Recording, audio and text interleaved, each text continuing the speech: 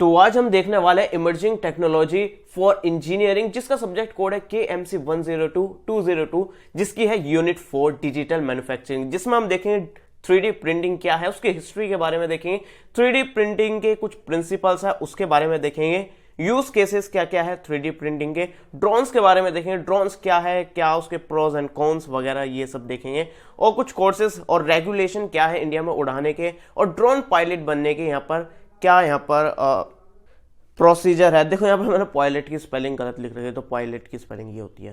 तो फिलहाल शुरू करता हूँ। और देखो ये सिर्फ 2 पेज के यहाँ पर नोट्स है जो कि खुद मैंने अपने हाथों से बनाए हैं और इसके बारे में भी आपको आगे एक्सप्लेन करूंगा। इसको आप डाउनलोड करके प्रिंट कर सकते हैं और इसको पढ़ सकते हैं और बिल्कुल परफेक्ट नोट्स हैं। इसके बारे में आगे चलो देखते हैं। तो ये जो यूनिट है यूनिट 4 डिजिटल मैन्युफैक्चरिंग और यहाँ पर 3D प्रिंटिंग और ड्रोन्स जो है, इसमें कुछ ऐसे टेक्निकल टर्म्स नहीं है या फिर ऐसे कुछ टेक्नोलॉजी की यहाँ पर इस्तेमाल नहीं करा गया है जो कि यार आपको सीखनी पड़ेगी या फिर समझनी पड़ेगी। जैसे यूनिट फर्स्ट में कुछ चीजें थी, सेकंड में भी थी और थर्ड में भी थी, जो कि मैंने आपको बिल्कुल बढ़िया करके बता दिया था। वो वीडियोस नहीं देखी तो जाकर देख सकते हो। सभी यूनिट्स की मैंने वीडियोस डाल रखे हैं और सिर्फ एक ही वीडियो में पूरी यूनिट कंप्लीट कर रखी है, जैसे कि ये यूनिट आपकी सिर्फ एक सिंगल वीडियो में कंप्लीट होने वाली है। तो सबसे पहले इसमें 2 चीजें दे रखी है, एक है 3D प्रिंटिंग और है ड्रोन्स। तो सबसे पहले हम देखेंगे 3D प्रिंटिंग। 3D प्रिंटिंग में भी काफी सारी चीजें देखनी है, इसकी हिस्ट्री, इसके प्रिंसिपल, इसके यूज केसेस वगैरह। तो सबसे पहले शुरू करते हैं 3D प्रिंटिंग। 3D प्रिंटिंग से आपको पता ही चल रहा होगा कि हम जो है कुछ 3D में प्रिंट कर रहे हैं। अब प्रिंट जो है हम ऑब्जेक्ट्स कर रहे हैं, ऐसा कोई 3D फिगर्स वगैरह नहीं है कि जैसे कि आपको पता है आपने ये कंप्यूटर में कोई 3D बॉक्स बना दिया है, कैसा बन गया बॉक्स। अब ऐसा नहीं है कि आप इसको पेपर पे इस तरह से 3D वाला बॉक्स प्रिंट कर रहे हैं, ऐसा नहीं, आप रियल में 3D बॉक्स यहाँ पर प्रिंट कर सकते हैं। जैसे कि मैंने अपने कंप्यूटर में बनाया, क्योंकि काफ़ी सारे सॉफ्टवेयर्स आते हैं जिससे आप 3D मॉडल्स वगैरह बना सकते हैं। अब मान लो मैंने कोई सॉफ्टवेयर में 3D ऑब्जेक्ट बनाया अपने कंप्यूटर में कुछ इस तरह का, एक 3D ब्लॉक है। तो अगर मैंने कुछ इस तरह का कंप्यूटर से 3D ब्लॉक को बनाया और मेरे पास 3D प्रिंटर है, तो मैं इसको प्रिंट कर सकता हूँ। प्रिंट करके पता कैसा आएगा मेरे पास, कुछ इस तरह का। तो जिनको नहीं पता था 3D प्रिंटिंग क्या होता है, तो मैंने सही से बता दिया कि इस तरह का, जैसे मैंने तो वो आपको रेक्टेंगुलर यहाँ पर ब्लॉक जो ड्रॉ करा था वो कुछ इस तरह का फिजिकली मेरे पास आ जाएगा, जो कि मैं इस तरह से देख सकता हूँ, पकड़ सकता हूँ। 3D ऑब्जेक्ट है। आप समझ गए होंगे 3D प्रिंटिंग का मतलब क्या है यहाँ पर। अब 3D प्रिंटिंग के बारे में और चीज़ें देखते हैं। अब 3D प्रिंटिंग के लिए आपको चाहिए क्या, आपको थोड़ी सी स्किल्स चाहिए ताकि आप 3D सॉफ्टवेयर्स जो आते हैं जिसमें आप 3D मॉडल्स वगैरह चीज़ें वगैरह बना सकते हो, उसको अपने कंप्यूटर में बनाओ और जो भी आपने बनाया उसको प्रिंट करना है। प्रिंट करने के लिए प्रिंटर चाहिए होगा। सिंपल आपका पेपर में प्रिंट करने वाला प्रिंटर नहीं, 3D प्रिंटर होते हैं। आप गूगल पर सर्च कर सकते हैं किस तरह के 3D प्रिंटर्स होते हैं और उनको चेक कर सकते हैं किस तरह के वो दिखते हैं और किस तरह का होता है। कुछ मैं ऐसे एग्जांपल बता रहा हूँ, जैसे कि ये है ना, इस तरह का 3D प्रिंटर है।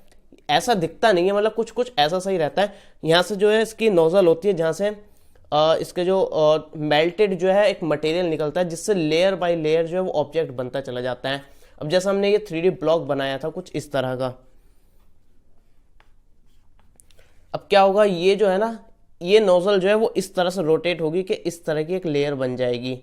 अब दूसरी लेयर ये इसके ऊपर डालेगा मेल्ट करके कुछ इस तरह से, फिर तीसरी लेयर, चौथी लेयर, इस तरह से करके एक 3D ब्लॉक हमारा बन गया। अगर मैं सर्किल ड्रॉ करता हूँ, सर्किल नहीं, एक ये स्फेयर है, 3D बॉल, एक तरह की बॉल समझ सकते हो, मैंने बॉल ड्रॉ करी अपने कंप्यूटर में। अब ये 3D प्रिंटिंग इस तरह से होगी, एक छोटी सी एक लेयर इस तरह से प्रिंट करेगा। अब इसके ऊपर दूसरी लेयर आएगी, फिर ये तीसरी लेयर आएगी, चौथी लेयर आएगी, इस तरह से लेयर करते करते इस तरह से एक बॉल हमारे पास बनकर आ जाएगी। तो इस तरह की होती है। अब आपको ना, अगर आपने 3D प्रिंटिंग नहीं देखी है या फिर एक बार आप गूगल पर सर्च करके इमेजेस वगैरह देखना और उसकी वीडियोस वगैरह देखना, आपको समझ में आ जाएगा। लेकिन आपको कहीं भी जाने की जरूरत नहीं पड़ेगी, मैं यहीं पर आपको कुछ एग्जांपल और दिखाता हूँ। आपने कुछ इस तरह की ग्लू गन्स तो देखी होंगी जो कि इस तरह से लग जाती है और इसमें मेल्ट होकर ये मटेरियल निकलता रहता है। मेरे पास 2 है, तो ये थोड़ी गंदी सी, इसलिए चलो यार ये दिखाता हूँ। तो यहाँ पर आप देखेंगे तो कुछ इस तरह की ग्लू गन रहती है। अब इसमें स्टिक रहती है, ये एक मटेरियल होता है जो कि इसमें एक एलिमेंट होता है। इसको यहाँ पर नोजल पर जो है ये मेल्ट होता रहता है और पिघल पिघल के यहाँ पर हमारी जो पीछे स्टिक लगी हुई है ये थोड़ी बह बह कर बाहर आती है, मेल्ट होकर आती है। अब मुझे जैसे कि ये इस तरह का कुछ बॉक्स बनाना है, इस तरह का ब्लॉक बनाना है, तो मैं क्या करूँगा, पहले तो इस तरह की एक लेयर बनाऊंगा, एक इस तरह का रेक्टेंगुलर शेप में बनाऊंगा, उसमें भरूंगा। अब जब वो लेयर एक तरह की एक लेयर बन गई, इतनी पतली लेयर, फिर जब वो सूख जाएगी उसके ऊपर फिर मैं दूसरी लेयर बनाऊंगा, फिर तीसरी लेयर बनाऊंगा और इस तरह से वो मोटा करता चला जाऊंगा और मोटा करके ये कुछ इस तरह की शेप मेरे पास आ जाएगी। तो इसी तरह हमारी 3D प्रिंटिंग काम करती है। हम यहाँ पर मैनुअली इसको प्रिंट कर रहे थे इस तरह से, वहां पर हमने कंप्यूटर में पूरा मॉडल जो बना लिया था, वो हमारा कंप्यूटर जो है वो मशीन को यहाँ पर कमांड दे रहा है, हमारे प्रिंटर को कमांड दे रहा है, उसमें भी इस तरह की नोजल रहती है, फिर वो मशीन ऑटोमेटिकली उसी शेप में उसी हिसाब से घूमती रहती है और इस तरह से लेयर बाय लेयर यहाँ पर हमारा ऑब्जेक्ट जो है वो प्रिंट होता रहता है। तो इस तरह से लेयर बाय लेयर ऊपर आता रहेगा और जैसे आपने शेप डाली है उस तरह की शेप हमारी उसमें प्रिंट होकर आ जाएगी। तो अब हम किताबी दुनिया में आ जाते हैं और किताबों में देखते हैं किस तरह की 3D प्रिंटिंग होती है, क्या होती है, इसकी डेफिनेशन वगैरह ये सब। देखो ये आपको नोट्स वगैरह कैसे मिलेंगे वो मैं आपको बता दूंगा। वैसे हमारी वेबसाइट पर अवेलेबल है KKword.in, वहाँ पर विजिट करके वहाँ पर मैंने कैटेगरीज बना रखे हैं, वहाँ पर आपको नोट्स की कैटेगरी देखने को मिलेगी, वहाँ से जाकर डायरेक्टली डाउनलोड कर सकते हैं और डायरेक्ट मैं इसकी लिंक भी दे दूंगा जो कि मैं आगे आपको शेयर करने वाला हूँ कैसे आपको इसको डाउनलोड करना है। फिलहाल इसकी डेफिनेशन देखेंगे तो भाई साहब ये ड्रोन वाले कहाँ से आ गए, तो ये वाला हमारा पेज है। तो यहाँ पर आप देखेंगे 3D प्रिंटिंग की मैंने कुछ डेफिनेशन लिख रखी है। तो 3D प्रिंटिंग जो है उसको हम एडिटिव मैन्युफैक्चरिंग भी बोलते हैं, जो कि यहाँ पर 3D ऑब्जेक्ट्स को ड्रॉ करने के लिए काम आता है। 3D मतलब 3 डायमेंशनल सॉलिड ऑब्जेक्ट्स, ये हमारा सॉलिड जो बना था इस तरह के हमारे ऑब्जेक्ट्स जो है प्रिंट करने का काम आता है, जो कि हम एक डिजिटल फाइल से प्रिंट करते हैं। डिजिटल फाइल मतलब हमने जो कंप्यूटर में एक फाइल बनाई थी, एक जो हमारा प्रोजेक्ट था जो कि हमने सॉलिड में कुछ ड्रॉ करा था, वो एक फाइल थी, उसके थ्रू यहाँ पर हमने प्रिंट करा था। अब ये जो है ना यहाँ पर हमारा जो 3D प्रिंटिंग काम करता है वो एडिटिव प्रोसेस पर काम करता है, जैसे कि मैंने बताया ना एडिटिव मैन्युफैक्चरिंग। तो एडिटिव से मतलब है कि हम जो है कुछ भी इसमें सब्ट्रैक्ट नहीं कर रहे हैं। अब इसमें माइनस प्लस कहाँ से आ गया वो मैं आपको बताता हूँ। अगर मानो आपको एक बॉल बनानी है, इस तरह की स्फेरिकल शेप की एक ऑब्जेक्ट बनाना है, मतलब बॉल बनानी है, और मैंने दिया ये कुछ इस तरह का आपको ब्लॉक, तो आप क्या करोगे, इसको पहले तो स्क्वायर शेप में काटोगे, स्क्वायर शेप में काटने के बाद फिर इसको इस शेप में ऐसा काटोगे और फिर इसको इस शेप में ऐसा काटोगे। इस तरह से करने के बाद फिर उसको स्मूथ करोगे, मतलब काफी सारा मटेरियल जो है वो इसमें से आपको निकालना पड़ेगा, तब जाकर वो आपकी स्फेरिकल शेप मिलेगी, आपको स्फेरिकल बॉल मिलेगी। तो इस तरह से हमें जो है जो ट्रेडिशनल मेथड है, जो कि हमारा नॉर्मल आम जिंदगी है, उसमें कुछ इस तरह का हमारा काम होता है, जो कि है हमारा, इसमें नाम दे रखा है किताबी भाषा में देख लेते हैं। तो इसमें बोलते हैं, ये क्या बोलते हैं, सब्ट्रैक्टिव मैन्युफैक्चरिंग, क्योंकि हम चीजें इसमें जो है सब्ट्रैक्ट कर रहे हैं, जो कि मैंने आपको शुरू में ही बताया था, इसमें हम चीजें सब्ट्रैक्ट कर रहे हैं। लेकिन 3D प्रिंटिंग में क्या हो रहा है, हम कुछ भी चीज सब्ट्रैक्ट नहीं कर रहे हैं। हमारे 3D प्रिंटर ने लेयर बाय लेयर प्रोडक्ट बनाना शुरू कर दिया। इसने पहले नीचे छोटी सी लेयर बनाई, फिर उसके ऊपर थोड़ी चौड़ी, फिर उसके ऊपर और थोड़ी चौड़ी, इस तरह से चौड़ी कर करके कुछ इस तरह से चौड़ी कर दी कि इस तरह से इसने एक स्फेयर की शेप में ऑब्जेक्ट बना दिया, एक बॉल बना दिया। तो इस तरह से ये हमारी एडिटिव हो गई। तो ये थी हमारी आम जिंदगी जो कि हम काट के बना रहे थे, और ये थी हमारी मेंटोस जिंदगी, जो कि यहाँ पर हमने कुछ यहाँ पर वेस्ट भी क्रिएट नहीं हुआ। इससे हमारा मटेरियल जो है वो काफी ज्यादा वेस्ट भी हो रहा था, इसमें ना तो कुछ वेस्ट हो रहा था और परफेक्टली हमारा काम हो रहा था। और इसमें लेयर बाय लेयर काम चल रहा था, जो कि मैंने बताया, एक छोटी लेयर, फिर उससे बड़ी लेयर, या फिर जैसी भी आपकी शेप है उस हिसाब से एक लेयर बनेगी, फिर उसके ऊपर दूसरी लेयर, इस तरह से लेयर बाय लेयर आपका पूरा 3D ऑब्जेक्ट जो भी आपने प्रिंट करा है वो यहाँ पर हो जाएगा। अब इससे आप काफी कॉम्प्लेक्स जो आपके ऑब्जेक्ट्स है उसको प्रिंट कर सकते हो। काफी कॉम्प्लेक्स होते हैं, जो कि हाथों से बनाना काफी मुश्किल है, मतलब इसको कट करके इस तरह से बनाना काफी कॉम्प्लेक्स होता है, वो आपका 3D प्रिंटर काफी आसानी से काम कर देगा।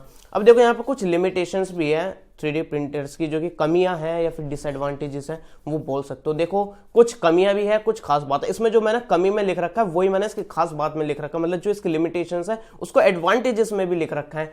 तो कुछ ऐसी बात है जैसे कि 3D प्रिंटर थोड़े महंगे होते हैं।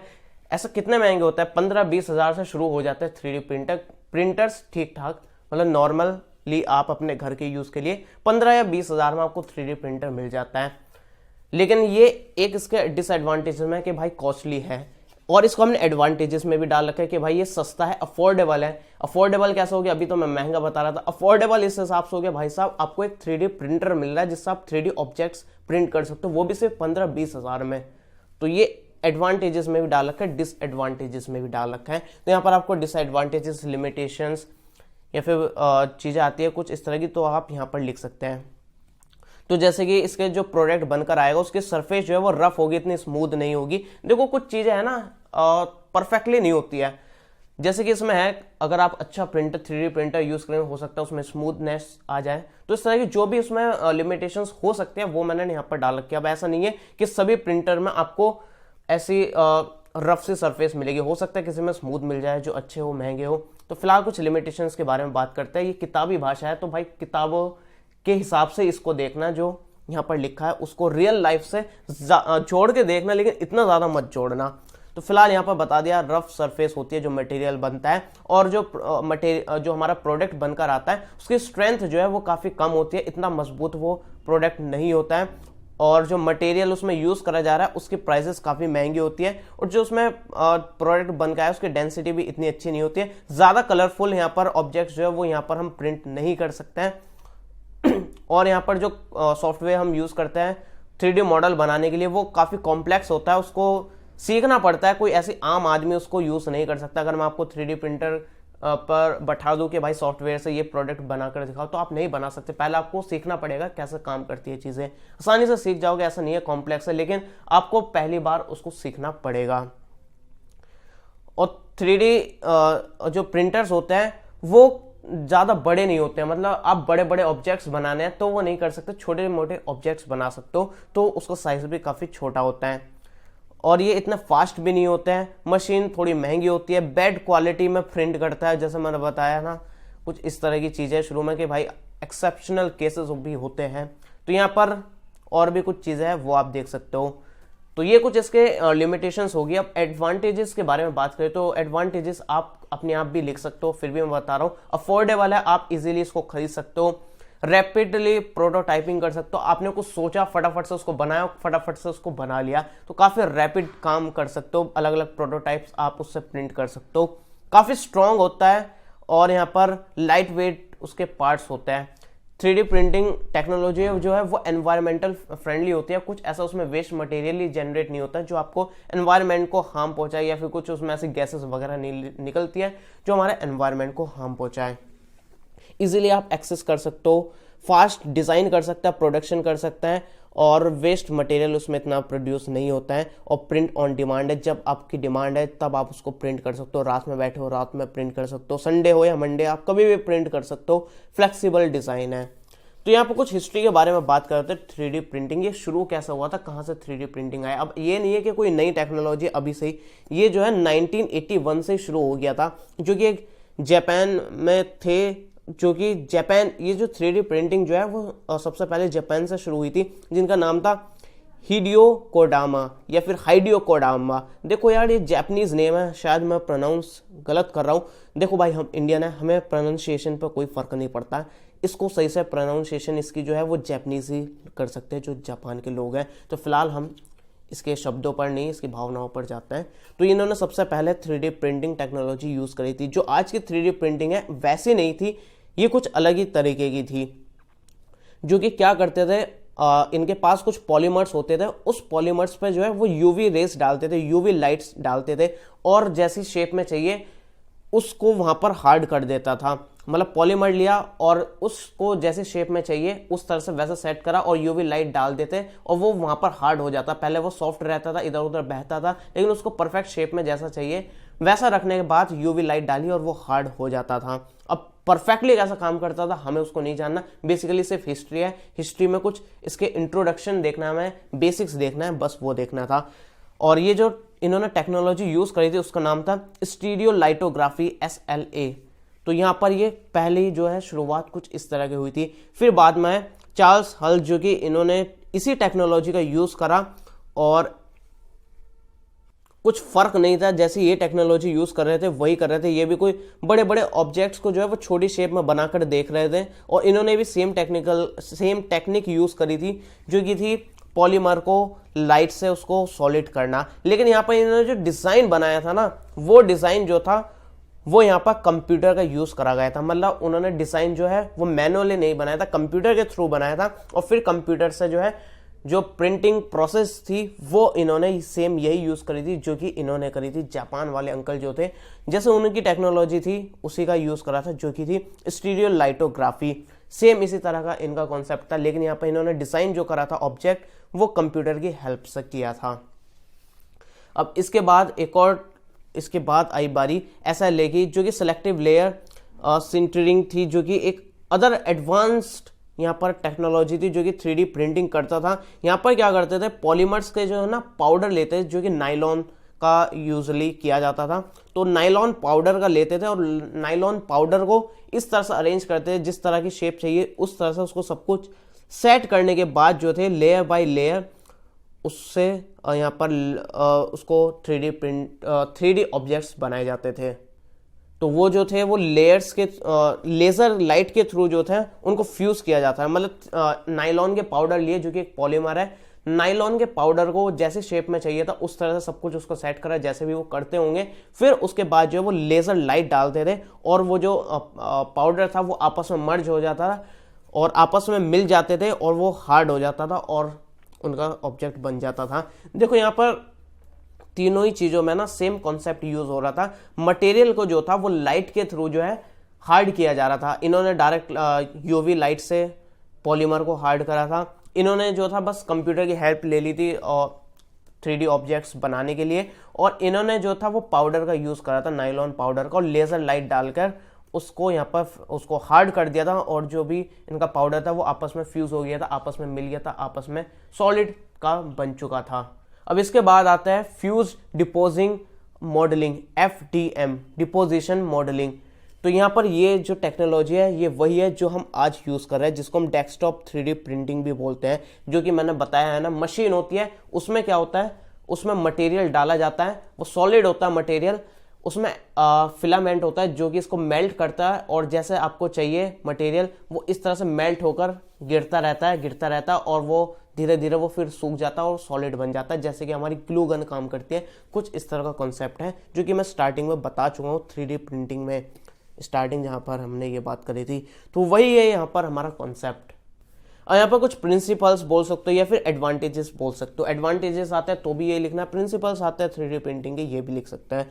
यहाँ पर जो है reduction of cost associated with 3D printing, 3D printing के साथ जो है आपकी कॉस्ट जो है वो काफ़ी कम हो जाती है। काफ़ी कम खर्चे में आप कुछ प्रोडक्ट या फिर ऑब्जेक्ट को जो है वो प्रिंट कर सकते हो, बना सकते हो।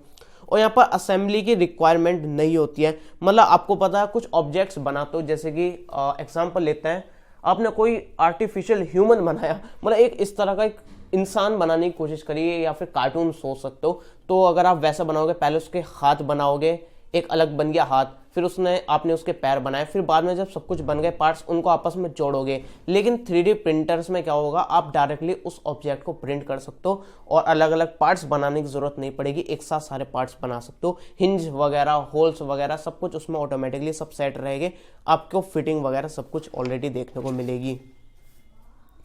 अब यहाँ पर ऑन डिमांड प्रिंटिंग मिलती है, जैसे कि मैंने बताया, कभी भी कहीं भी कैसे भी बना सकते हो, जब मर्जी जैसे बना सकते हो, ऑन द स्पॉट बना सकते हो। किसी की स्पेशली डिमांड है कि भाई मुझे इस तरह का ऑब्जेक्ट बनाना है, नहीं भाई इस कलर का बनाना है या फिर थोड़ा लंबा बनाना है, थोड़ा मोटा बनाना है, जैसा जो बनाना है आप उस टाइम पे डिमांड के हिसाब से उस प्रोडक्ट्स को जो है वो प्रिंट कर सकते हो। पोर्टेबल मैन्युफैक्चरिंग है, आप कहीं भी ले जाकर इसको मैन्युफैक्चर कर सकते हो। पोर्टेबल मतलब आप कहीं भी ले जा सकते हो। 3D प्रिंटर अपने घर पर प्रिंट कर लो, पड़ोसी के घर में जाकर कर लो, छत पे जाकर कर लो, जहां करना है वहां कर लो, दूसरी कंट्री में जाकर कर सकते हो। तो यहाँ पर फ्री हो, आप कहीं भी जाओ और ऑब्जेक्ट्स को जो वो प्रिंट कर सकते हो।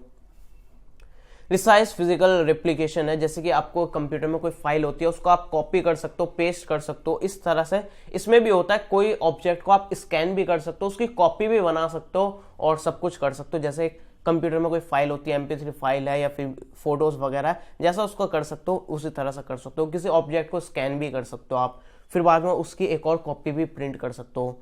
तो जैसा आपका नॉर्मली प्रिंटर का काम होता है ना, कॉपी करना, स्कैन करना, प्रिंट करना, वैसे ही ये भी करता है, स्कैनिंग भी करता है, कॉपी भी कर सकते हो, जो करना है वो कर सकते हो। इसमें वैरायटी आपको काफी सारी मिल जाएगी, किसी भी ऑब्जेक्ट को आप प्रिंट करो अलग अलग वैरायटी में आप कर सकते हो। यहाँ पर ट्रेडिशनल मैन्युफैक्चरिंग में ऐसा नहीं होता था, क्योंकि वो मशीनें जो वो फिक्स होती थी कि भाई उस मशीन को इस तरह से डिजाइन करना करी हुई होती थी, अगर वो सिर्फ बॉक्स बनाने का काम करे वो सिर्फ मशीन बॉक्स ही बना सकती थी और कुछ नहीं बना सकती थी, क्योंकि उसको अलग बनाने के लिए मशीन चेंज करनी पड़ती है। लेकिन 3D प्रिंटर के साथ ऐसा नहीं है, आप जैसी शेप में जो चीज़ बनाना चाहें वो बना सकते हो।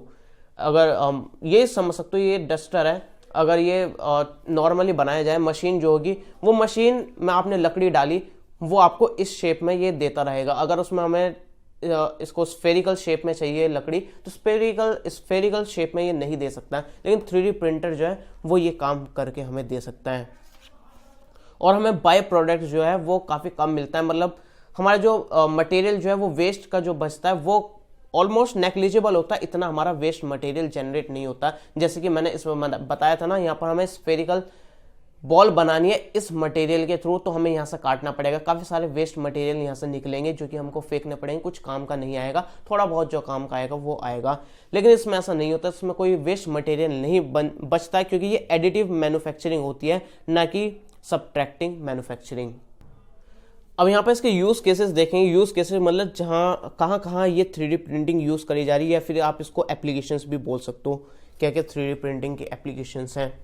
तो यहाँ पर रिप्लेसमेंट पार्ट्स में यहाँ पर यूज़ कर सकते हो, मतलब आपको ये समझ सकते हो जैसे कि ये है मेरे पास पेन, मेरे पेन का कैप खो गया, नहीं कैप नहीं हम कुछ और समझते हैं, ये हमारे पेन के आगे का ये चीज़ खो चुकी है। अब ये पेन मेरे लिए ख़राब हो चुका है, क्योंकि इसके आगे इसको रुकेगा ही नहीं, क्योंकि अब वैसे पेन की इंक खत्म होने वाली है, फेंकना ही पड़ेगा। तो यहाँ पर हम मुद्दे पे आते हैं, अगर इसका ये मेरे पास खो गया इसका आगे का, तो अब ये मेरे लिए वेस्ट हो गया। अब इसके पास मैं भाई फैक्ट्री पर तो जाऊंगा नहीं कि भाई साहब इसका बना के दो मुझे ये चाहिए। अगर मेरे पास 3D प्रिंटर है तो मैं इसका रिप्लेसमेंट पार्ट बना सकता हूँ, जो भी इसका डिफेक्टेड पार्ट है वो इसको बना सकता हूँ। इसको मैं स्कैन करूंगा, उस पर अपने कंप्यूटर पे डिज़ाइन करूंगा, फिर उसको प्रिंट कर दूंगा और ये आ गया मेरे पास प्रिंट होकर, अब मैं इसको वापस लगा सकता हूँ। तो इस तरह से हम किसी भी चीज़ को रिप्लेसमेंट में भी यूज़ कर सकते हैं। या फिर कुछ टूट गया, यही समझेंगे, अगर ये टूट गया मेरे पास तो आप इसको नया प्रिंट करके इसको लगा सकते हो। क्योंकि कभी कभी ऐसा होता है आपके पास काफ़ी पुरानी चीज़ें होती है, उसका कोई पार्ट नहीं मिलता है, तो आप तो भी आप यूज़ कर सकते हो। आपके 10-20 साल पुरानी चीज़ है कोई, तो उसका भाई कोई चीज़ खो जाती है, मिलना मुश्किल होती है, तो भी आप उसका रिपेयर करने के लिए चीज़ें प्रिंट कर सकते हो। तो यहाँ पे आप ज्वेलरीज के लिए भी यूज़ कर सकते हो। तो अगर इसमें अब जो ज्वेलरीज वगैरह बन रही है 3D प्रिंटिंग के थ्रू भी बनाई जा रही है, जिससे वेस्ट मटेरियल काफ़ी कम प्रोड्यूस होता है, और इसमें रेजिन या फिर वैक्स का यूज़ करके जो है 3D प्रिंटर से यहाँ पर ज्वेलरीज जो बनाई जा रही है। इस तरह से कस्टमाइज ज्वेलरीज भी बनाई जा सकती है कि भाई साहब हमें इसी तरह की डिज़ाइन चाहिए, कंप्यूटर पर बैठ गए खुद बना लो, या फिर जिसके पास भी गए 3D प्रिंटर जिसके पास है उसको बताओ मुझे इस तरह का डिज़ाइन चाहिए, इस तरह की शेप चाहिए, कंप्यूटर पर बैठ के पहले ही आप देख सकते हो किस तरह का बनेगा, फिर बाद में 3D प्रिंटर वो प्रिंट करके दे देगा और आप उसको पहन सकते हो, जो काफ़ी चीप होगा, सस्ती होगी, काफ़ी कन्वीनियंट होगा। शूज़ जो है 3D प्रिंटर्स के थ्रू प्रिंट कर सकते हैं, जूते बना सकते हो भाई साहब, कस्टमाइज अपना फोटो लगाना है, उस पर कोई लिखना है, कुछ शायरी वगैरह लिखने, जो करना है वो करना है, जो करना है वो कर सकते हो, जैसे आपकी मर्जी। कस्टमाइज्ड शूज आप इसमें बना सकते हो। मिनिएचर मॉडल्स बना सकते हो, कोई भी बड़े बड़े मॉडल्स का आप एक छोटा मॉडल बना सकते हो। आपने कोई घर डिजाइन करा या फिर एक बिल्डिंग डिजाइन करी कि इस तरह की बिल्डिंग दिखेगी, तो उस बिल्डिंग को बनाने से पहले आप उसका एक 3D मॉडल जो है वो प्रिंट कर सकते हो, जो काफी छोटा होगा, और आप देख सकते हो किस तरह से वो देखने में लगेगी चारों तरफ से, और सब कुछ काफ़ी कमाल का लगेगा अगर आप उसका छोटा मॉडल बना लेते हैं। तो यहाँ पर फंक्शनल ऑर्गन्स बना सकते हो, हाँ भाई शरीर के पार्ट्स भी आप प्रिंट कर सकते हो, जो कि अभी इतने उस स्टेज पर तो नहीं पहुँचा, लेकिन फिर भी इस पर काम चल रहा है। साइंटिस्ट वगैरह जो है ऑर्गन्स जो है वो प्रिंट करके और उसको रिप्लेसमेंट में भी यूज़ कर सकते हैं। किस तरह से कैसे चीज़ें काम करेगी वो आगे देखने वाली बात होगी। जैसे हड्डी वगैरह में 3D प्रिंटर के थ्रू यहाँ पर उसी शेप की हड्डी प्रिंट कर ली और वहाँ पर उसको फिक्स कर दी। तो फिलहाल जो इसकी बायो है उसमें हमें नहीं घुसना, सिर्फ इंट्रो लिखना है। तो इस तरह की काफ़ी सारी एप्लीकेशंस हैं जो कि मैंने आगे बता रखे हैं, और यहाँ पर लगभग 8 की तो मैंने काफ़ी एक्सप्लेन कर रखा है सभी का, और यहाँ पर कुछ जो है सिर्फ मैंने हेडिंग दे रखे हैं जो कि आप पढ़ सकते हो, क्योंकि इतने सारी आप लिखोगे तो 3-4 पेज तो वैसे ही भर जाएंगे आपके एग्जाम में। तो अगर आपको इनमें से नहीं लिखनी है तो इनमें से भी मैंने हेडिंग दे रखी है, इनको भी देख सकते हो, जो कि आगे मैं आपको बताऊंगा। मॉडल्स बना सकते हो, कोई भी 3D मॉडल है उसको आप प्रिंट करके देख सकते हो किस तरह का दिखेगा, और सब कुछ आप उसको देख सकते हो। फोरेंसिक्स में यूज कर सकते हो, जैसे कि कोई भाई मर्डर केस हो गया, वहां पर कुछ एविडेंस था तो हमें उसको मतलब पूरा सीन जो है वो क्रिएट करके देखते हैं ना। आपने देखी होगी काफी फिल्में, सस्पेंस थ्रिलर देखने वाले लोग हो तो आप, तो पूरा सीन क्रिएट करा जाता है कि यहाँ पर ऐसे लाश पड़ी होगी, यहाँ पर गन पड़ी होगी, तो हो सकता है कोई एविडेंस जो है वो वहां से मिसिंग है या फिर कुछ चीज जो है वहां से मिसिंग है, तो उसी तरह का एविडेंस हम 3D प्रिंटर्स के थ्रू प्रिंट कर सकते हो, वहां पर सेट कर सकते हैं और सीन रिक्रिएट जब करेंगे हम उसमें काफी काम आएगा, इन्वेस्टिगेशन में काफी काम आता है। ग्लासेस एंड आई वियर्स, तो आपके चश्मे वगैरह जो होते हैं, स्पेक्टिकल्स वगैरह जो होते हैं, आई वियर्स जो होते हैं, उसको प्रिंट करने के लिए हम इसको यूज कर सकते हैं, जो कि काफी कन्वीनियंट बने रहेगा, काफी इजीली बना सकते हो, कस्टमाइजेबल बना सकते हो, जिस शेप का चाहिए आपके फेस शेप जो है उसके अकॉर्डिंग आप कस्टमाइज कर सकते हो, काफी लाइटर बनेगा, काफी कंफर्टेबल बनकर आएगा आपका एक आई वियर। अब जैसे ये है रिक्रिएटिंग हिस्ट्री, कोई भी हिस्ट्रिकल मॉन्यूमेंट है या फिर कोई भी पुराने जमाने की चीजें है, आप उसको प्रिंट कर सकते हो ताकि यादें दोबारा से ताज़ा हो जाए। हाउसिंग एंड कंस्ट्रक्शन में यूज कर सकते हो, म्यूजिकल इंस्ट्रूमेंट प्रिंट कर सकते हो, मूवीज और विजुअल इफेक्ट्स में यूज कर सकते हो, मूवीज वगैरह में देखे होंगे जो कि यहाँ पर साइंस फिक्शन या फिर इस तरह का समझ सकते हो, कोई भूत है, उसके भूत के चार हाथ दिखाने हैं, तो 2 हाथ जो है हम 3D प्रिंटर्स के थ्रू प्रिंट कर सकते हैं और उसकी फिट कर सकते हैं, और मूवीज में शूटिंग में हम उसको यूज कर सकते हैं। ऐसा लगेगा भाई 4 हाथ हैं या फिर उसकी 6 उंगली दिखानी है हाथ में, तो 1 उंगली हमने 3D प्रिंटर के थ्रू उसी के साइज के हाथ के बाकी उंगली के हिसाब से कस्टमाइज करके प्रिंट कर ली और यहाँ पर उसको चिपका दी ताकि मूवी वगैरह वो छठी उंगली दिखे। तो इस तरह से मूवीज वगैरह में यूज कर सकते हैं, आर्किटेक्चर्स में यूज कर सकते हैं, डेंटल प्रोडक्ट्स में भी यूज कर सकते हैं, दांतों का कोई मिसिंग चीज है तो उसको बना सकते हो, पूरा सब कुछ डेंटल के केस में भी हो सकता है। तो ये पूरा पेज जो था वो था हमारा 3D प्रिंटिंग और ये हमारा कंप्लीट हो चुका है। अब इसी के अंदर आता है ड्रोन्स। अब देखते हैं ड्रोन्स को। तो ये सभी जो है आपकी सुनी हुई चीजें होंगी, जैसे कि 3D प्रिंटिंग थी वो भी आपकी सुनी हुई होगी और जो ड्रोन्स है ये भी आपका सुना हुआ होगा। तो ड्रोन्स आपको पता है जो हवा में उड़ने वाला एक यंत्र होता है जो हवा में उड़ता रहता है, जिसकी 4 पंखड़ी होती है। आपको पता होगा ड्रोन क्या होता है, आपने शादी में देखा होगा वीडियो बनाने वाला ड्रोन उड़ाता रहता है और आपकी वीडियो बनती रहती है, जो हवा में उड़ता रहता है, 4 पंखड़ी होते हैं, कैमरा होता है, उसमें आपकी वीडियो बनती है, फोटोज वगैरह बनते हैं, वही हमारा ड्रोन है। तो ड्रोन को आप किताबी भाषा में देखते हैं, अब रियल वर्ड से थोड़ा किताबी भाषा में आते हैं। तो ड्रोन को जो है कॉमनली अनमैन्ड एरियल व्हीकल भी बोला जाता है, मतलब इसका नाम से पता चल रहा है अनमैन्ड मतलब बिना आदमी का, एरियल व्हीकल मतलब हवा में उड़ने वाला, क्या बोलते हैं उसको, व्हीकल को हिंदी में क्या बोलते हैं भाई याद नहीं आ रहा, यंत्र बोलते हैं शायद। तो अनमैन्ड एरियल व्हीकल बोलते हैं, जिसको शॉर्ट में बोलते हैं यूएवी। यूएवीज जो है हमारे वो व्हीकल होते हैं जो कि जिसके अंदर इंसान नहीं बैठता है और उसको हम बाहर से कंट्रोल करते हैं। तो हवा में उड़ने वाला, सिंपल भाषा में आपको बताऊं जो इसकी पूरी डेफिनेशन है, उसका कंक्लूजन क्या है, वो ये है कि हवा में उड़ने वाला व्हीकल जिसके अंदर आदमी नहीं बैठता है, इंसान नहीं बैठता है, आदमी से मतलब औरत भी है भैया, तो इसमें कोई ऐसा नहीं है, भेदभाव नहीं है, तो यहाँ पर कोई भी नहीं बैठेगा उसके अंदर। जैसे कि आपका ड्रोन हुआ, अगर हेलीकॉप्टर है, अगर हेलीकॉप्टर के अंदर हम बैठ के उसको हवा में उड़ाते हैं, अगर उसमें से इंसान को जो बाहर निकाल दे और हेलीकॉप्टर को रिमोट से उड़ाने लगे तो वो हमारा ड्रोन कहलाएगा।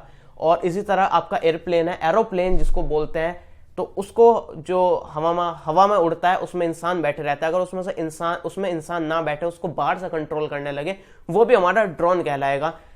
तो इस तरह का हमारा ड्रोन होता है, उसमें अंदर आदमी नहीं बैठता है, बाहर से उसको कंट्रोल करा जाता है, जो कि इंसान कंट्रोल कर सकते हैं या फिर ऑटोमेशन के थ्रू उसको कंप्यूटर हमारा कंट्रोल कर सकता है।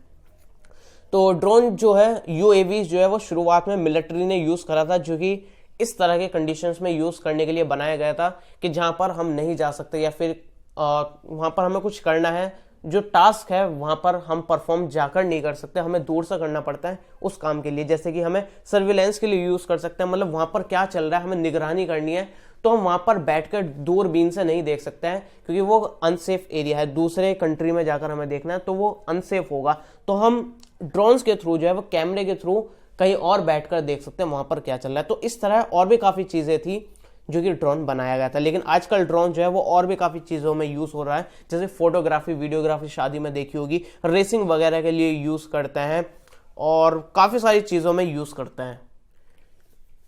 तो यहाँ पर टाइप्स ऑफ ड्रोन्स देखते हैं, ड्रोन्स कितने तरह के हैं। तो देखो यार, बेसिकली ड्रोन जो है वो 3 टाइप्स के होते हैं। इसके अलावा भी आप बना सकते हो कितने भी तरह के, लेकिन बेसिकली होते हैं 3 टाइप्स के। ड्रोन्स के टाइप्स आते हैं तो आपको ये 3 टाइप्स लिखने हैं: single rotor helicopter, multi rotor drones, fixed wing drones. अब जैसे कि आप देख सकते हो single rotor helicopter, single rotor, rotor से समझ सकते हो मोटर, तो मोटर जिसमें सिर्फ सिंगल लगी हुई हो वो हमारा सिंगल रोटर हेलीकॉप्टर हो गए। अब हेलीकॉप्टर आपने देखा होगा कुछ इस तरह का हेलीकॉप्टर होता है हमारा। ये तो भाई लेग पीस सा बन गया। तो ये हमारी पंखड़ी हो गई, ये हमारा हेलीकॉप्टर हो गया। तो आपने देखे होंगे वो रिमोट कंट्रोल वाले हेलीकॉप्टर्स भी आते हैं, तो उनको हम सिंगल रोटर हेलीकॉप्टर भी बोलते हैं या फिर सिंगल रोटर ड्रोन भी बोल सकते हैं। वो ड्रोन जिसमें सिर्फ एक ही मोटर हो, एक ही पंखड़ी यूज होती हो, सिर्फ एक पंखड़ी वाले ड्रोन को हम यहाँ पर सिंगल रोटर ड्रोन या फिर सिंगल रोटर हेलीकॉप्टर बोलते हैं। अब इस हेलीकॉप्टर में इंसान मत बैठा देना, इंसान बैठा दिया तो भाई साहब ये हमारा ड्रोन नहीं रहेगा। ड्रोन का मतलब है जिसमें इंसान नहीं बैठता हो, यहाँ पर बाहर से इंसान उसको कंट्रोल करता हो। तो बेसिकली वो हो गया कि वो हेलीकॉप्टर जिसको हम बाहर से कंट्रोल करते हो, उसके अंदर नहीं बैठे होते हैं। तो ये ऐसा बड़ा नहीं होता, बड़े हेलीकॉप्टर की तरह छोटा ही होता है, जैसे बच्चों के हेलीकॉप्टर देखे होंगे रिमोट कंट्रोल वाले, वही हेलीकॉप्टर हमारा सिंगल रोटर ड्रोन कहलाता है। तो ये जो होता है हमारा हेलीकॉप्टर जो होता है सिंगल रोटर हेलीकॉप्टर या फिर सिंगल रोटर ड्रोन जो होता है, ये इलेक्ट्रिसिटी से हमारा चल जाता है या फिर गैस के थ्रू भी चल जाता है, और ये काफ़ी लंबी डिस्टेंस भी हमारी चल जाता है। इसके बाद आता है मल्टी रोटर ड्रोन, जिसमें काफ़ी सारी मोटर्स या फिर काफ़ी सारे ब्लेड्स हमारे यूज़ होते हैं। तो यहाँ पर हमारा सिर्फ सिंगल ब्लेड था, मतलब सिंगल पंखड़ी थी ना, तो इसमें मल्टी रोटर ड्रोन जो है वो वही है जो आपने अपनी आम जिंदगी में देखा होगा, जो कि आपने देखा हो शादी वगैरह में भी ड्रोन उड़ते हैं या फिर आपके पास होगा भी, जिसमें 4 पंखड़ी होती है। मैंने भी एक ड्रोन की वीडियो डाल रखी है, मेरे पास भी एक ड्रोन है तो उसकी मैंने वीडियो डाल रखी है, तो उसकी मैं डिस्क्रिप्शन में लिंक दे दूंगा, वहां पर देख लेना किस तरह का ड्रोन होता है अगर आपने नहीं देखा, या फिर एक बार और देखना है। काफ़ी सस्ता, 1000 का ड्रोन था वो, 1000 का ड्रोन आपको मिल जाता है इजीली, तो वो वीडियो मैं आपको दे दूंगा, देख लेना किस तरह का वो काम करता है। तो वही हमारे जो आम जिंदगी में या फिर जो सबसे ज्यादा यूज होने वाला ड्रोन है वो मल्टी रोटर ड्रोन्स ही है, जो कि आपने देखा होगा। मल्टी रोटर मतलब जिसमें एक से ज्यादा ब्लेड्स यूज होते हैं। तो आपने देखा होगा अक्सर 4 ब्लेड्स वाला ड्रोन, कुछ इस तरह के, उसमें 4 ब्लेड्स होते हैं। तो इसमें 4 ब्लेड्स है तो इसको हम बोल देते हैं क्वेड कॉप्टर। क्वेड मतलब 4, कॉप्टर मतलब ये हमारे ब्लेड्स या फिर इसके आप मोटर बोल सकते हैं। हेलीकॉप्टर का होता है हेली मतलब 1, कॉप्टर मतलब ब्लेड्स, और क्वेड का हो गया 4 और कॉप्टर मतलब ये ब्लेड्स। तो इस तरह का बेसिकली बता दिया, एग्जैक्टली ऐसा नहीं होता है, मतलब क्वेड का मतलब तो यही होता है, लेकिन बाकी मैंने सिंपली भाषा में आपको बता दिया है। तो ये हो गया हमारा क्वेड कॉप्टर, जिसमें 4 पंखड़ी होती है और बीच में ये हमारा मेन ड्रोन होता है। ये कैमरे वाला भी हो सकता है, बिना कैमरे वाला भी हो सकता है, जिस पर्पस के लिए उस हिसाब से इसको डिजाइन करा जा सकता है। तो ये हमारा क्वेड कॉप्टर हो गया, जो कि मल्टी रोटर ड्रोन्स का ही एक टाइप है। तो मल्टी रोटर ड्रोन्स जो है वो ज़्यादा दूर तक हमारे नहीं जा सकते हैं और काफ़ी लंबे टाइम तक भी नहीं उड़ सकते, क्योंकि ये हमारा इलेक्ट्रिसिटी पर चलता है, जिसकी वजह से हमें बैटरी का यूज़ करना पड़ता है, और बैटरी भाई साहब ज़िंदगी भर नहीं चलेगी, सिर्फ 20 से 30 मिनट चलती है।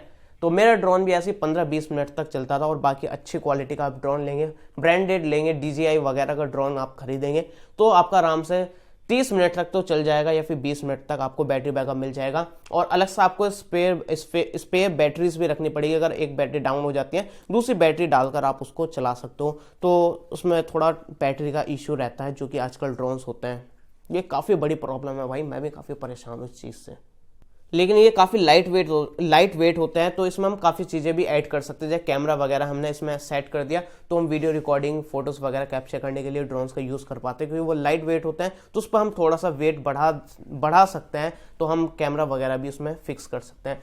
फिक्स्ड विंग ड्रोन जो होता है वो बिल्कुल आपके एरोप्लेन की तरह होते हैं, बस एरोप्लेन में से इंसान को हटा दिया तो हमारे वो फिक्स्ड विंग ड्रोन्स हो गए। उसमें कोई पंखड़ी वगैरह नहीं होती है, इस तरह के विंग्स होते हैं, पंख लगे हुए होते हैं, जैसे आपके एरोप्लेन देखा होगा आपने, इस तरह के ही इसमें विंग्स होते हैं, और ये आपका इस तरह का ड्रोन होता है।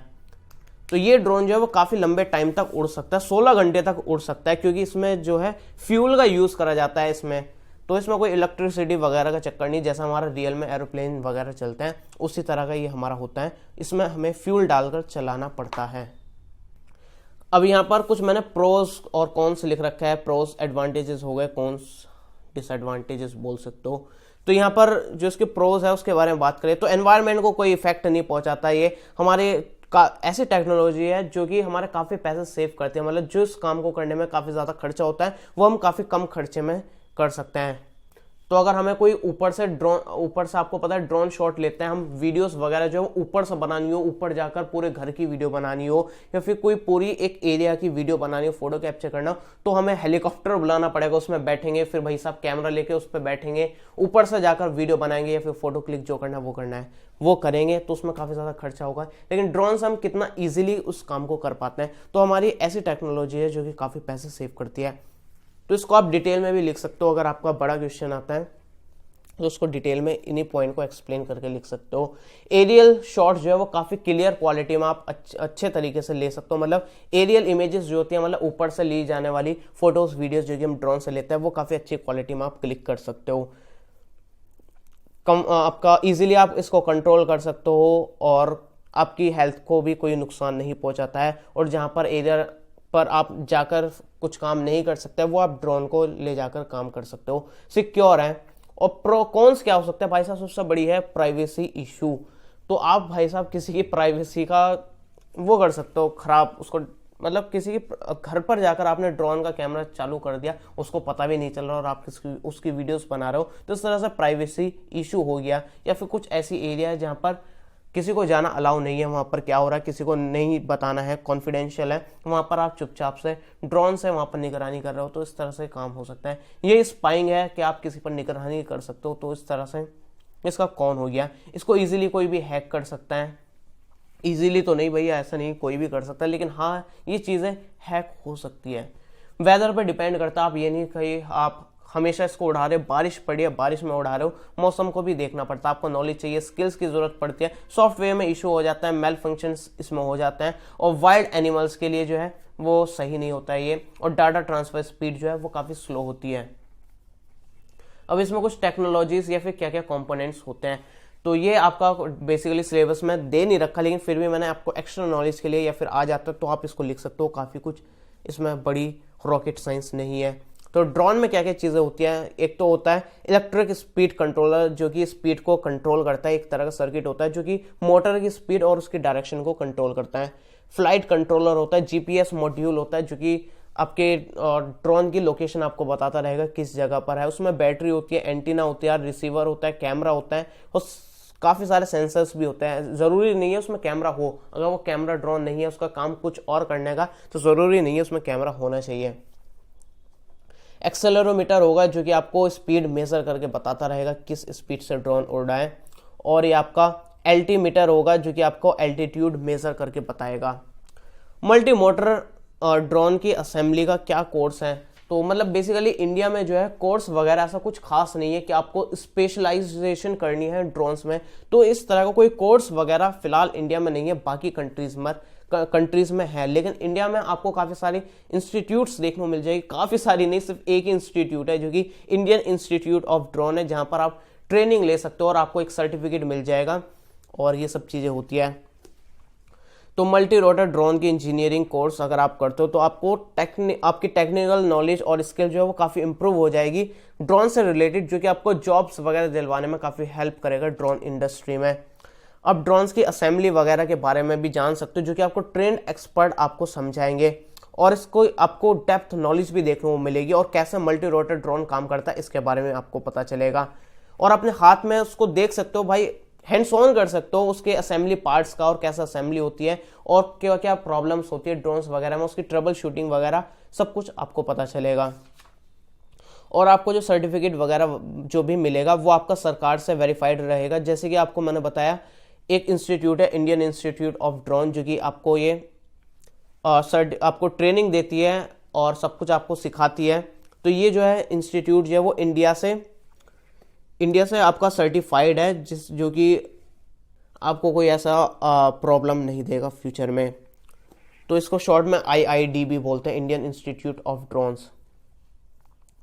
तो ये जो आपका IID है इंडियन इंस्टीट्यूट ऑफ ड्रोन, ये सरकार से तो आपका रजिस्टर्ड है ही, लेकिन ये काफ़ी क्वालिटी आपको ड्रोन्स की यहाँ पर ट्रेनिंग देता है और काफ़ी सिंपल वे में आपको चीज़ें एक्सप्लेन करता है, जो कि कोई भी कर सकता है। इसको कोई इंडिविजुअल भी कर सकता है, गवर्नमेंट का कोई एजेंसी में भी इसकी ट्रेनिंग ले सकता है, या फिर पब्लिक सेफ्टी डिपार्टमेंट से, या फिर कोई भी इसमें यहाँ पर इस इंस्टीट्यूट को ज्वाइन करके यहाँ पर इसकी ट्रेनिंग वगैरह ले सकता है।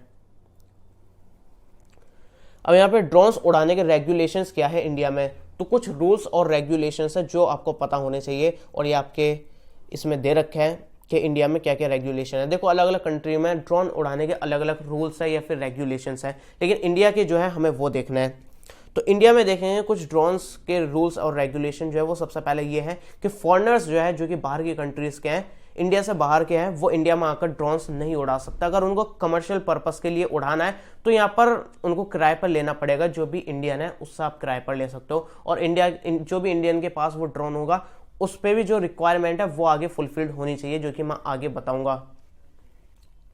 तो सबसे पहले तो आपको ये आगे रेगुलेशंस बताने से पहले आपको बता दो, ड्रोन में इंडिया में जो ड्रोन्स हैं उनको 3 तरह के कैटेगरीज में बांटा गया है, जो कि है पहला नैनो, जिसका वेट जो है वो 250 ग्राम से कम होता है। उसके बाद होता है माइक्रो, जो कि 250 ग्राम से लेकर 2 kg तक उसका वेट होता है। फिर स्मॉल होता है जो कि 2 kg से 25 kg तक उसका वेट होता है। फिर होता है मीडियम, जो कि 25 kg से 150 kg तक उसका वेट होता है।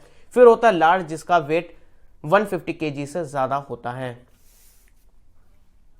अब यहां पर देखेंगे ये मैंने कैटेगराइज कर दिया। अब इसी के हिसाब से यहाँ पर कुछ रूल्स और रेगुलेशंस है। देखो ये जो नैनो कैटेगरी है ना, 250 ग्राम से कम वाले जो ड्रोन्स है या फिर 250 ग्राम, उन पर काफ़ी कम रूल्स और रेगुलेशंस है, लेकिन कुछ तो है जो कि सभी पर लगते हैं और वो आपको पता भी होने चाहिए, वो मैं आपको बताऊंगा।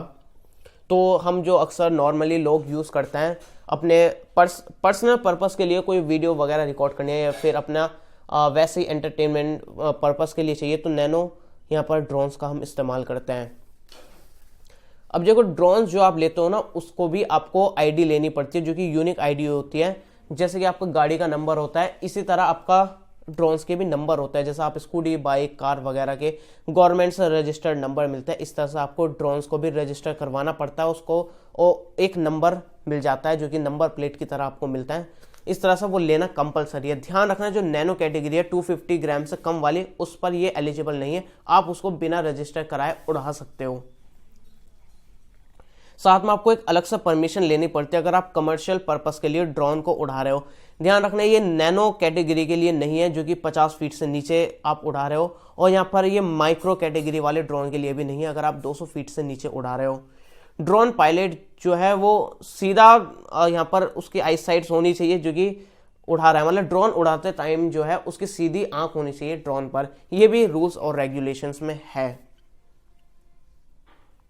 और यहाँ पर ड्रोन जो है 400 फीट से ऊपर आप वर्टिकली नहीं उड़ा सकते हैं। ये हो गया वर्टिकली, समझ रहे हो ना।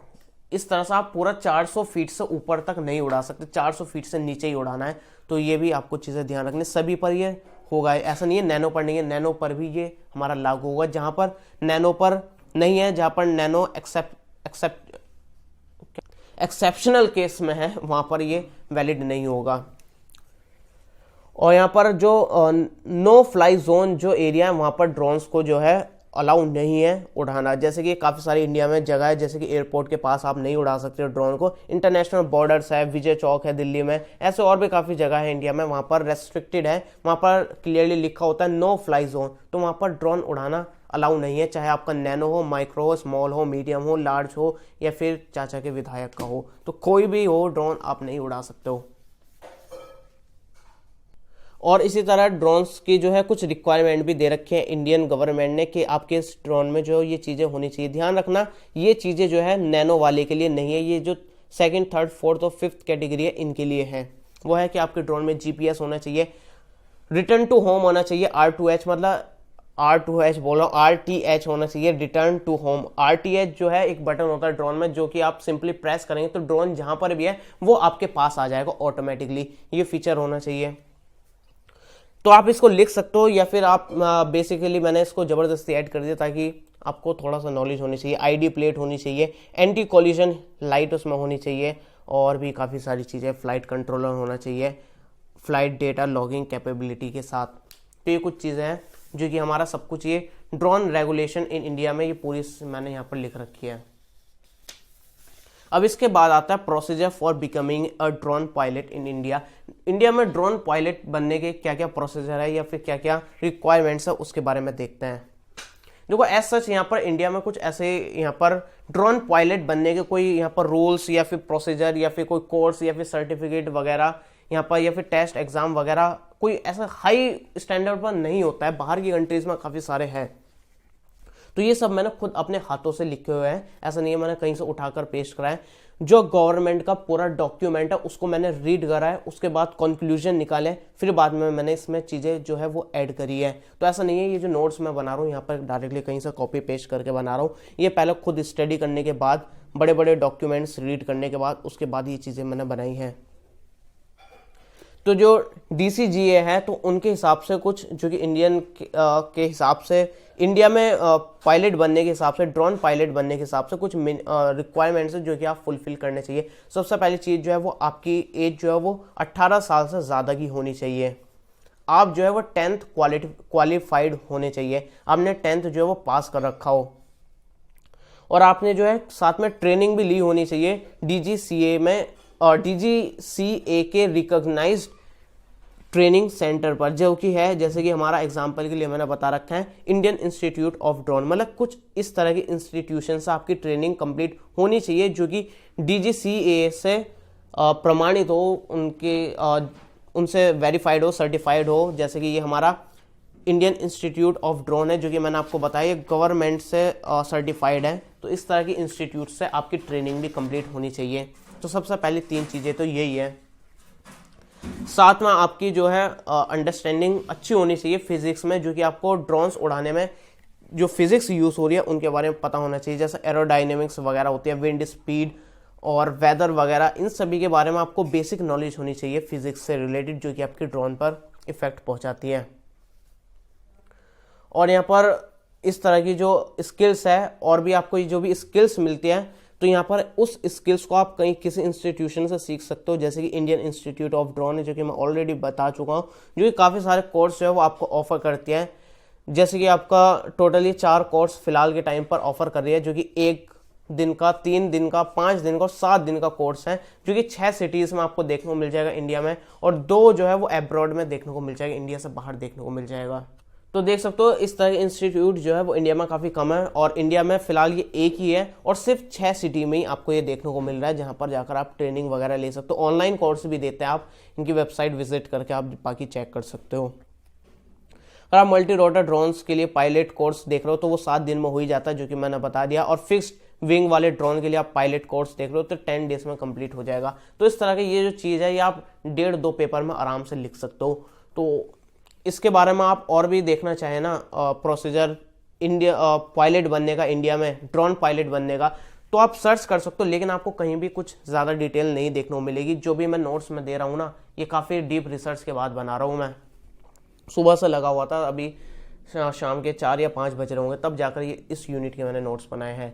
तो इसके अलावा आपको ध्यान से कहीं किसी और कंट्री का मत लिख देना। यहाँ पर जो ड्रोन पायलट बनने का प्रोसीजर है वो इंडिया का ही लिखना।